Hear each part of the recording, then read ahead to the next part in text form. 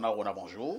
Bonjour parfait ici, bonjour à votre panel déjà installé sur ce plateau, bonjour à vos nombreux téléspectateurs qui nous disent de bonnes choses par rapport au travail qui est abattu ici tous les jours.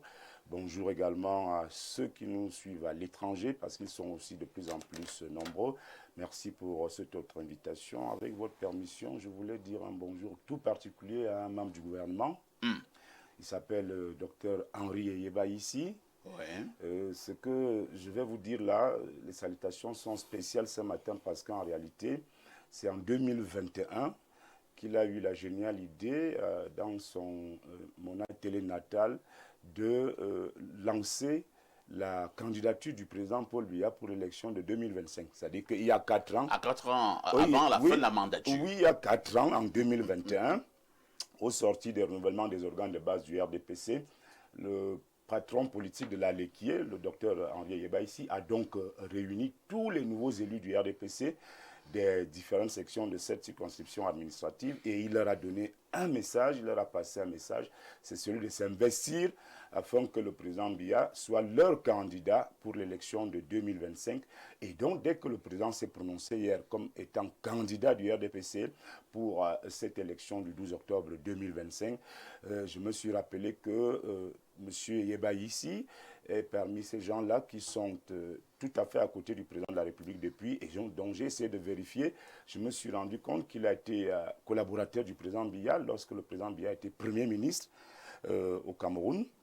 J'ai également remarqué qu'il a été le premier secrétaire du Conseil des ministres au Cameroun. J'ai remarqué également qu'il a été le plus jeune ministre du président Biya. Il a été nommé ministre pratiquement à 28 ans au Cameroun. Et aujourd'hui, il est toujours là. Et quand il dit quelque chose en 2021 et que ça arrive en 2025, je me dis qu'effectivement, il comprend bien, il connaît bien le président Paul Biya. Et je crois qu'il est déjà lancé. Aux dernières nouvelles, on m'a dit que la Lekié avait déjà soit 85 millions de cagnottes réunis pour cette campagne d'octobre prochain. Bref, je voulais lui dire merci et dire aux téléspectateurs qu'il y a des gens qui sont avec le président Biya qui voient plus loin que nous autres. Merci, Bernard Owena. Il faut dire que le docteur Henri Eyeba ici a quand même un parcours particulier. Tout à fait. Et là, je m'explique. Il a été très jeune ministre, comme vous l'avez souligné, tout à, à moins de 30 ans. Moins de 30 ans. Par la suite, il est sorti du gouvernement. Oui. Je ne sais pas ce qu'il faisait.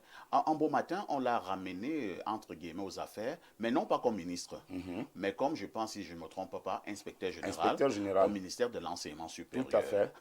Vraiment, c'est quand même terrible. Avec Jean-Marie Atangamabara, ministre d'État.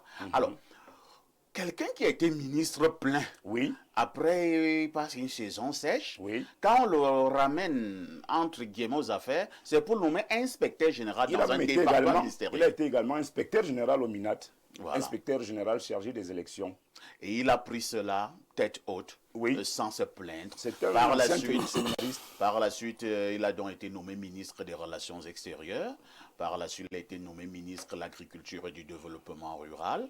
À l'heure actuelle, il a même été, je pense, s'il ne me trompe pas, au contrôle supérieur de l'État. Tout à fait. Maintenant, il est ministre du cadastre et des affaires foncières. Ministre des domaines, du cadastre et des affaires foncières.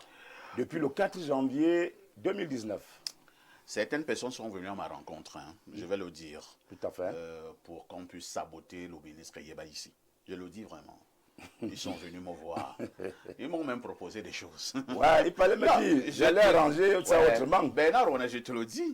Ils m'ont dit, ils avaient même des documents là, les problèmes fonciers, on fait ceci. On dit, bon, tu penses qu'on peut gérer ça comment? 5 millions. J'ai dit, je ne fonctionne pas comme ça. Ça, c'est bien ça.